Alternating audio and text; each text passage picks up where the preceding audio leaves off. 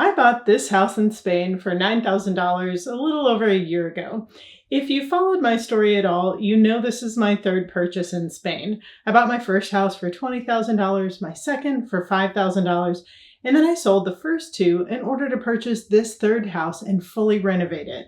During the purchase process of the $9,000 home, I found out that rather than paying a 10% tax, which is standard when you purchase a home in Spain, they wanted me to pay over 50% of the purchase price of the house. I decided to fight this, and today I'll be giving you an update on what the process was like and where everything has landed. Hi, my name is Nicole. Welcome to my channel, Travel to Money, where I share about how to travel, adventure, and have fun on the road to financial independence, especially if that road is leading you to Spain. Okay, so let's jump in, and I'll start by explaining what I've been told about this tax. According to my attorney, the government recently began assigning a minimum value to homes. I honestly don't know if it's just in the Valencian region of Spain, which is an autonomous community, or if it is on more of a federal level. If you have experienced this in another region, please let me know. The value, I believe, is also called the cadastral value of the home. It is not the literal value. I think we have something similar in the US where there is a home value for the purpose of taxes that is usually less than the literal value of the home. In Spain, it would typically be the same, that usually this minimum assigned value is less than what the property would actually sell for. In my particular case, this was reversed. During the research part of the purchase process, where my attorney is gathering information about the property, he informed me that although I was purchasing the home for €9,000, that the minimum value that had been assigned to the home was €46,000. So instead of paying a 10% tax on €9,000, which would have been a €900 tax, I was going to be required to pay a 10% tax on the €46,000 cadastral value of the home, bringing the tax to €4,600.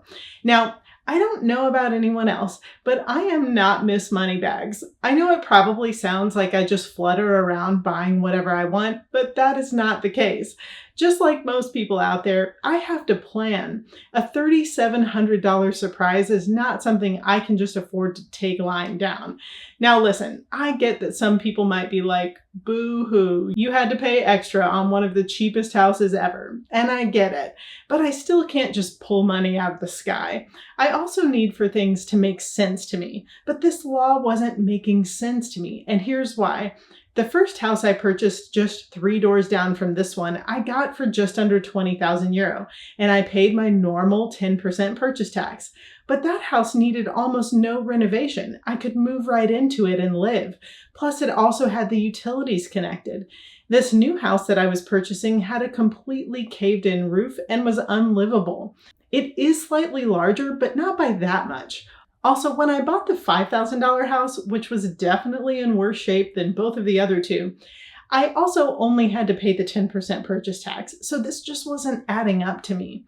With the encouragement of one of my friends in Spain, I really pushed back with my attorney, and we had a few email exchanges that left me a little heated. I fully understand to expect more bureaucracy in Spain, and I understand that with a different culture, there are going to be trade-offs. There are things I love far more about Spain, like the quality of life, and there are things that frustrate me. That's just the reality of life anywhere. One of those things that frustrates me is that it seems very common to be told something is a certain way, and for people to just shrug their shoulders and say, that's just the way it is. Not only is that sentiment common, but there is often no explanation as to why it is the way it is. I personally do a lot better if I understand the why. Just make it make sense. So my attorney seemed like he had no interest in helping me fight this and just wanted me to pay it. I kept pushing back and arguing my points, still just not understanding the why behind all of this. He let me know that I'd need to hire an architect to come to the house to get the measurements and take photos. I told him I was fine with that. The next time I visited Spain, another attorney at the firm who specializes in matters like this one met with me to go over everything that would take place. He explained that first we would hire the architect and let me know that the cost would be around €300. The architect would send him the report, and then he would file the appeal to have the value of the home reviewed by the government office in my town that handles the home values. He let me know that I could pay the full amount and then be reimbursed if they made a decision in my favor, but if I waited to pay, I may have to pay interest on any amount that is owed in the end. I opted to wait on the payment because in my mind, there is no reason they're going to decide in my favor if they already have the money. I just don't trust the system enough. The payment was technically due 30 days later, but the attorney let me know that their decision could take longer than that. Fortunately, I was able to be in Spain when the architect came to view the house.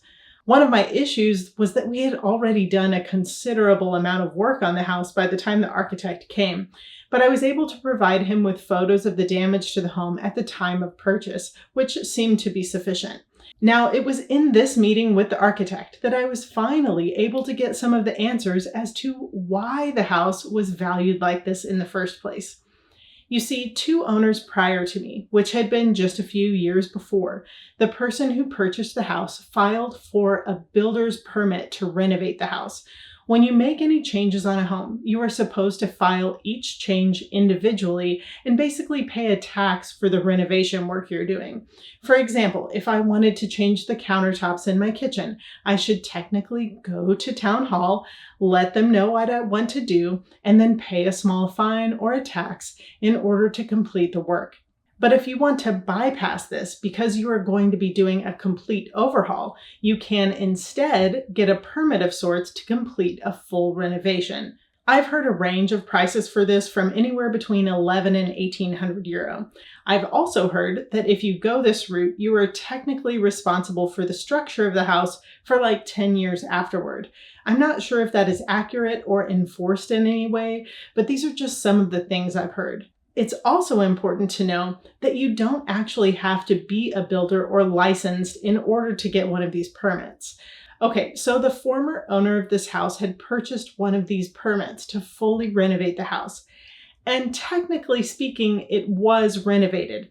There were a whole lot of corners cut, which is why things like the roof caved in and the toilet wasn't put on straight and the floors weren't level, and the list goes on. However, on paper, the house had been renovated. This finally helped to explain why the government had such a high minimum value placed on the house. They basically thought I was getting a brand new house. I just wish this had been explained to me from the beginning. So as the architect is looking around the house, he is agreeing that it seems out of place that it should have such a high value. But at the end of the day, I know all he can do is submit his report. We file the appeal and then we wait. We filed all of this in April of 2024. It was just about a week ago, so in early November, that I received this news that a decision on the tax value of the house had been made. The good news is that they lowered the cadastral value of the home. The bad news is that they didn't lower it very much. However, even after the cost of the architect, I did save some money.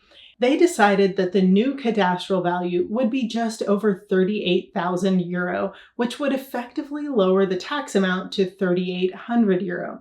So I spent €300 on the architect and ended up saving about €800 on the tax, which meant that my total savings is about €500. I would not say that I'm necessarily satisfied with the outcome, but I'm of course glad to have saved something in the process. I would still like to better understand how they determined this value, but that is going to be a conversation for another day. What do you think? Would you have just paid it? Would you go through all of that just to save the €500? I'd love to know your thoughts. Overall, I'm obviously grateful for this house. It has turned out to be a lot more expensive than I had anticipated, in part because of this added tax, and also the renovation costs have been about double what I was anticipating. It's all okay. I'm thankful. Thanks for following along the story with me. If you're planning to buy a house in Spain, this is just one of the many things that can happen. If you need more specific details about the process of purchasing a home, you can book a one-on-one coaching session with me, and I'm happy to look at your specific details with you. If you're wondering more about the cost of buying a home in Spain, check out this video next and subscribe to join me every day, where travel and adventure build financial freedom. I can't wait to see where your dreams will take you.